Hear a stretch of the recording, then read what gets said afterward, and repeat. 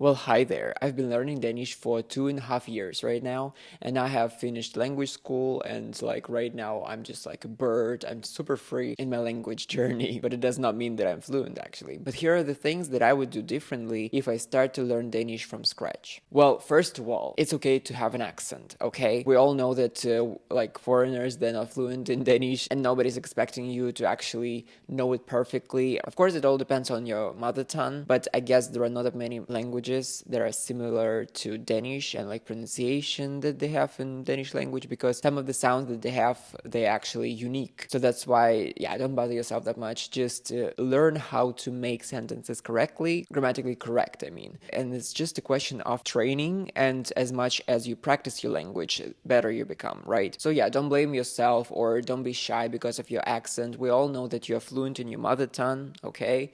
That's good. And we all know that the Danish language is a difficult language to learn. However, it's just important to relax and make sure that people understand you, because at the end of the day, language is just an instrument that we're using to communicate with each other. I do regret that I didn't start a coffee club. I guess it's called like this in our language school. So it's basically just an arrangement where there are coming Danes and just some foreigners, and they just eat cake sometimes and also drink coffee and just have this hygge snack, like they just talk to each other, ask about like your traditions or something like that. It's like some general topics they're talking about there. I guess it's super useful. So first of all, you're training your listening skills. Second of all, you're training your speaking skills. And also it helps you to extend your vocabulary, which is great. I'm pretty sure such activity exists in almost every single language school. But of course, it depends on the size of language school, where in Denmark you're living in. But the vast majority of schools that I have heard about, they have such thing. The next thing that I would do differently is that I would actually spend more time on learning how to read and how to pronounce the words,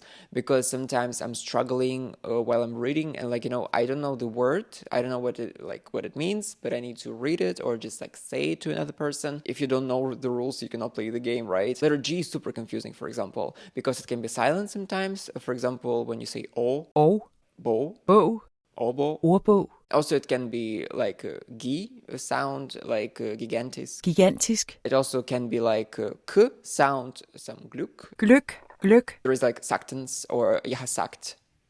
sige, sagde, sagt. So it's kind of confusing, and that's why it's better to know the rules, how to read those letters, especially with letter D, because it's also sometimes silent. Hund, mund, Sometimes it's like a soft D. hvid, sted.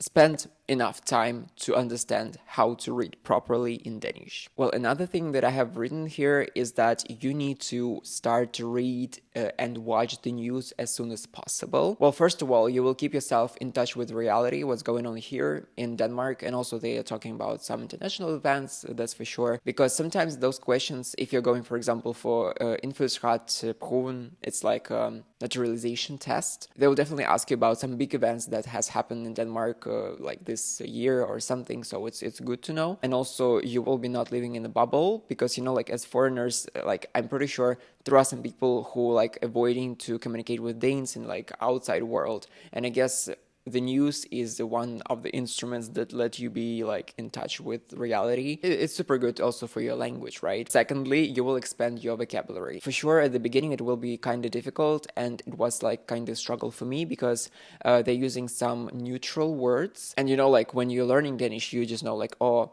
den er god, den er dårlig. In the media world, they're using just another kind of language, and it's also nice to learn. Thirdly, of course, you're improving your listening skills if you're watching the news or like listening to podcasts. And the last but not least, when you're reading the news or watching the news, you will understand the culture a bit better, because this is the way of talking, this is the way how they're presenting news, this is the way of like communication, because sometimes they invite some guests to the studio. I would say that there is a huge difference between media here in Denmark and in Russia, and how they're presenting the news. So that's why it's also a very interesting way to learn like about Danish culture. Oh, another thing that I'm like regretting so much, but I guess it's also something that you need to overcome, is your yes attitude.